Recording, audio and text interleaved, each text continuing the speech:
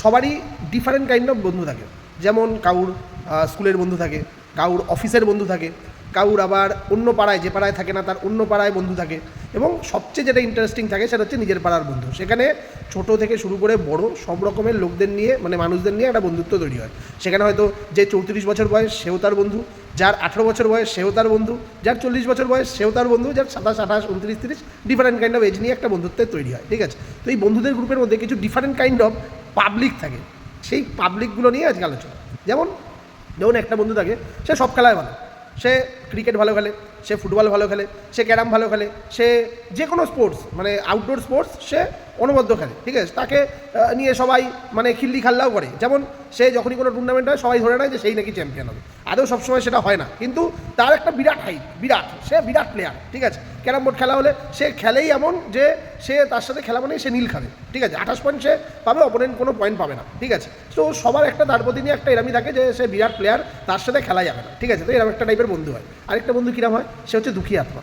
সে রাত দিন ফেসবুক থেকে শুরু করে হোয়াটসঅ্যাপ সব জায়গায় দেখবেন দুঃখের স্ট্যাটাস দিয়ে যাচ্ছে। কেন? তার জীবনে বিশাল দুঃখ।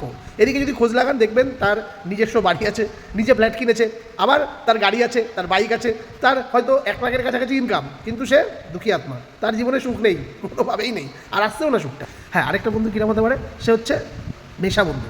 সে দিন রাত নেশা করছে।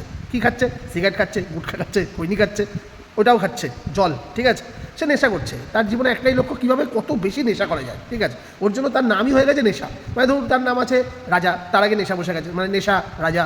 ঠিক আছে, তার নাম আছে ধরুন বাবলু, তার নাম হয়ে গেল নেশা বাবলু। ঠিক আছে, মানে তার আগে নেশাটা কমন। ঠিক আছে, বন্ধুবান্ধব ফোনে নামটাও সেভ করেছে নেশা দিয়ে, নেশা এই, নেশা ওই, নেশা মানে যাই হোক, নেশা দিয়ে নামটা সেভ। চলুন তাহলে নেক্সট ক্যাটাগরি কী আসছে। নেক্সট ক্যাটাগরি হচ্ছে বউ পাগলা। এবার বউ ভদি যেটা হয় সেটাও বলা যেতে পারে।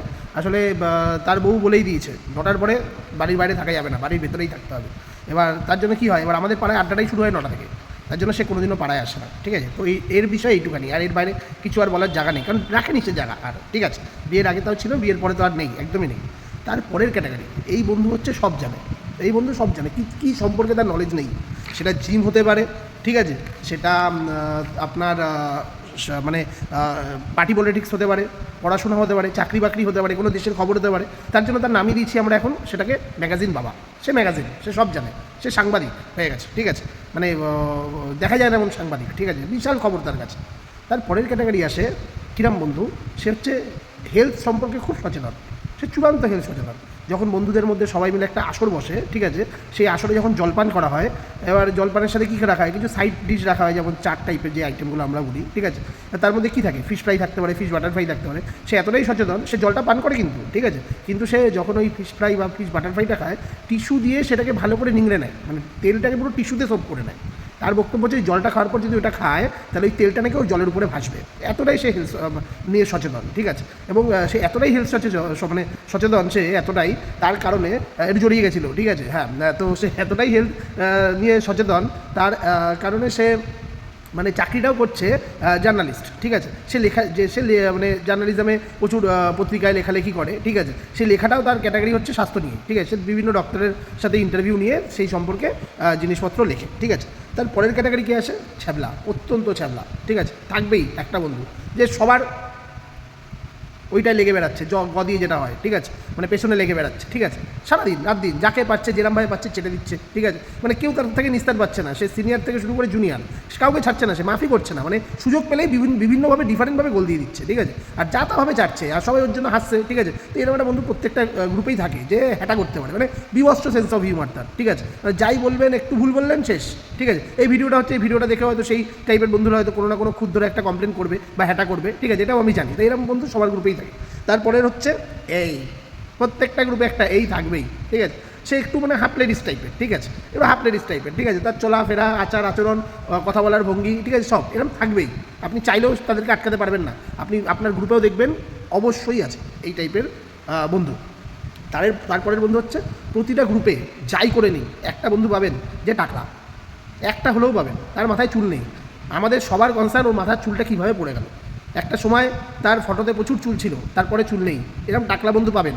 তার টাক নিয়েই আমাদের মানে একটা আসর জমে যায়। ঠিক আছে, এরকম একটা বন্ধুও পাবেন। তারপরের বন্ধু কী হচ্ছে, ব্যাস এসে গেছে মেন বন্ধু।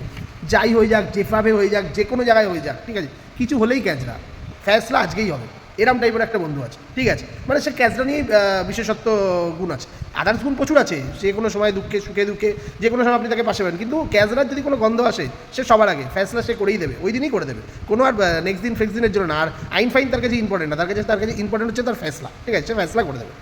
তারপরে থাকে একটা বন্ধু যে মানে আপনার অন্য কোনো জায়গায় প্রতিবাদ করবে না, সে একটাই প্রতিবাদের জায়গা সোশ্যাল মিডিয়া, নাহলে ফেসবুকে যে বন্ধুর গ্রুপটা আছে সেখানে ডিফারেন্টভাবে পার্টি নিয়ে প্রতিবাদ করছে, দেশের আইন শৃঙ্খলা নিয়ে প্রতিবাদ করছে, দেশের দুর্দশা নিয়ে প্রতিবাদ করছে, রিসেন্ট গ্যাস নিয়ে প্রতিবাদ করছে, মানে সে হাম্বা বাহিনী, সে হাম্বা করেই যাচ্ছে ডিফারেন্টভাবে, ঠিক আছে। আর তারপরে হচ্ছে আসে ভালো ছেলে, প্রচণ্ড ভালো ছেলে, তার মধ্যে ছেলে হয় না, পড়াশোনায় ভালো, চাকরি ভালো করছে, তো বিষয়টা হচ্ছে তারা আমাদের সাথে মেশে না, কিচ্ছু করার নেই। তো এরম টাইপেরই বন্ধু থাকে, তো এদেরকে নিয়েই চলতে হয়। চলুন, টাটা আজকের মতো।